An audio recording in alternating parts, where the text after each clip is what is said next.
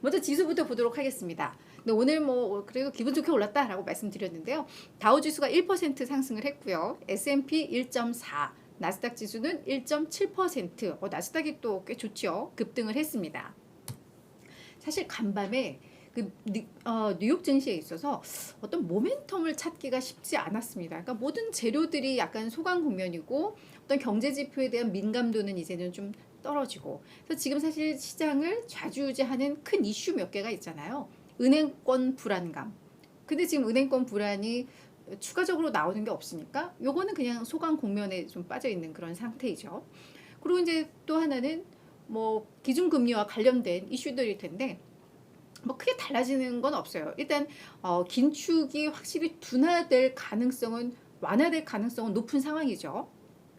여기에서 뭐 연준이 금리를 막 공격적으로 올릴 수 있는 상황은 아니고, 그러니까 이제는 동결로 가느냐 여기에서 이제 인하를 하느냐 뭐 요 이슈인데, 그게 지금 당장 뭐 증시에 크게 영향을 미칠 만한 또 어떤 주요 이벤트들이 없다 보니까 뭐 그 이슈도 좀 잠잠했었던 것 같습니다.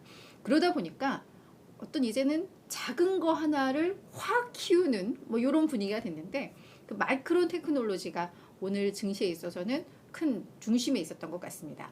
어제 저희가 특징주로 마이크론 테크놀로지 장마감 후 실적 발표한 거 말씀을 드렸는데, 뭐 매출액은 반토막 났고 수익은 뭐 적자를 내면서 분기 최대 적자를 기록했고 뭐 이런 말씀 드렸었는데, 그럼에도 시간 내에서 주가가 올라요 라고 말씀을 드렸었잖아요. 그 이유를 봤더니 결국은 재고 문제가 가장 중요한 이슈였는데, 그 재고가 어느 정도 이제 해결될 조짐을 보이고 있고, 그래서 이제 바닥 가능성에 대한 언급이 있었는데, 결국은 그게 어제장, 그러니까 오늘장의 증시의 가장 강력한 모멘텀이 된 겁니다. 자, 마이크론 테크놀로지가 오늘 7.2% 급등을 했습니다. 그러면서 이제 전반적으로 기술주에 대한 투자 심리에 긍정적인 영향을 미쳤고, 그러다 보니까 이제 나스닥 지수가 오늘 1.7%나 상승을 한 건데요. 나스닥 지수도 나스닥 지수이지만 이 마이크론이 대표적인 메모리 반도체 기업이잖아요. 그러니까 이게 반도체 주에 또 큰 영향을 미쳤습니다. 이런 반도체 기업 30개를 모아서 지수를 만든 게 이 필라델피아 반도체 지수인데, 요건 3.3%나 올랐습니다. 30개 반도체 기업으로 구성되어 있는데요. 이 30개 종목 모두가 다 상승을 했습니다. 그래서 지금 마이크론이 7.2% 올랐고, 오랜만에 인텔도 7.6이나 급등을 했습니다. 뭐 엔비디아가 2.2, AMD가 1.6, 램 리서치도 6.3% 오르면서 그냥 마이크론이 끌어올린 뭐 기술주, 그리고 그런 흐름들, 투자 심리가 결국 증시 전반으로 좀 확산이 됐다. 뭐 이렇게 이해를 하시면 될 것 같고요. 앞서서도 잠깐 언급했듯이 은행권 불안은 현재 소강 국면에 빠져 있습니다. 뭐 그러면서 채권 금리도 이제 변동성이 좀 줄어들면서 이렇게 좀 안정적으로 뒷받침을 해주다 보니까 이런 마이크론 이슈가 증시 띄우기에 가능했다. 뭐 이렇게 이해를 하면 될 것 같아요. 자, 근데 여기서 또 재밌는 거 하나. 그러면 최근에 이제 긴축 완화 기대감들이 나오면서 기술주들이 계속해서 좀 상승 탄력이 세단 말이에요. 그죠? 그러면 이 기술주가 정말로 안전한 피난처가 될 수 있을까?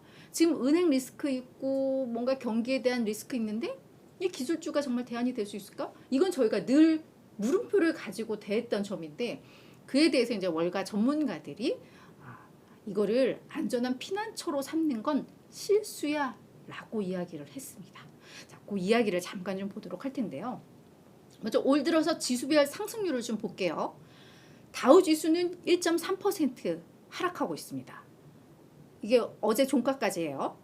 S&P는 4.9% 상승률인데요. 나스닥 지수는 무려 14% 오르고 있습니다. 왜 이렇게 그런 기술주가 뭐 다른 대형주나 뭐 전반적인 시장 수익률을 웃돌고 있는 걸까? 자, 이 기술주의 강세 이유는 먼저 은행 위기론에 따른 반사 이익, 이렇게 해석도 될 것 같아요. 은행 위기론으로 인해서 연준의 긴축이 완화될 가능성이 커지고 있고, 금리에 대한 민감도가 높은 기술주가 그쪽으로 이제 심리들이 좀 모이는 거죠. 그러면서 또 이제 약간의 안전자산 인식이 좀 부각이 되고 있는 건데, 여기에 플러스 지난해에 이 나스닥 지수가 33% 급락을 했었잖아요. 근데 S&P가 아마 18%인가 내렸었고 이랬으니까 아마 기술주들의 낙폭이 두드러졌던 만큼 주가 급락에 따른 어떤 가격 매력이 부각되면서 올 들어서 이 기술주의 랠리 뭐 이렇게 좀 볼 수 있겠죠. 그럼 기술주의 차별화된 강세가 계속 갈 수 있을까? 정말 안전한 피난처가 될 수 있을까? 이에 대한 전문가들의 분석을 좀 말씀을 드리자면, 자, 먼저 랜스버그 베넷 프라이빗 웰스 매니지먼트의 최고 투자 책임자인 마이클 랜스버그의 이야기부터 보겠습니다. 뭐라고 하냐면, 지금은 잠재적인 경기 침체 기간이다. 그렇게 되면은 이런 제품과 서비스에 대한 수요 둔화될 수밖에 없다. 그건 당연하죠. 자, 그러면 기술 기업들의 펀더멘털은 악화될 수밖에 없다. 지금도 얘들의 펀더멘털 좋지 않아. 그러다 보니까 요즘 IT 기업을 중심으로 해서 구조조정 이야기 엄청나게 많이 나오고 있잖아요. 그게 이거를 증명하는 건데 어떻게 기술주가 안전한 피난처가 될 수 있겠니? 이걸 안전한 피난처라고 생각하는 건 당신들의 실수야 라고 이야기를 하고 있습니다. 자, 두 번째, 리차드 번스타인 어드바이저의 최고 투자 책임자인 댄 스키도 비슷하게 좀 이야기를 하고 있는데요. 이 댄 스키는 세 가지 항목을 토대로 해서 기술주가 안전한 피난처가 아니다라고 이야기를 하고 있는데, 먼저 이들 기업의 이익이 감소세를 보이고 있다. 자, 두 번째는 지금 결국은 뭐 증시의 유동성이 회수하고 있는 국면이잖아요. 그 긴축이 완화가 되든 간에 금리를 인하하기 전까지는 계속 유동성을 줄이고 있는 그 국면인데, 이 시장의 유동성 환경이 악화되고 있으면 결국 이 기술주가 이렇게 계속해서 갈 수가 없다. 두 번째고, 세 번째는 그래, 기술주가 올 들어서 상대적으로 많이 오르는 건 맞아. 하지만 이 기술주에 대한 전반적인 이런 투자 심리는 여전히 불안한 게 더 많아. 그래서 이건 안전한 피난처가 될 수 없어. 뭐 이렇게 이야기들을 좀 하고 있습니다.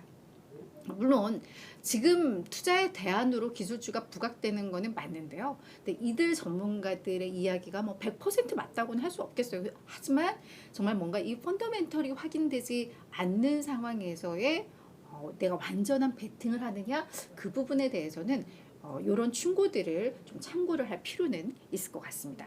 그런 차원에서 기술주 오늘 전문가들의 이야기 준비해 왔습니다.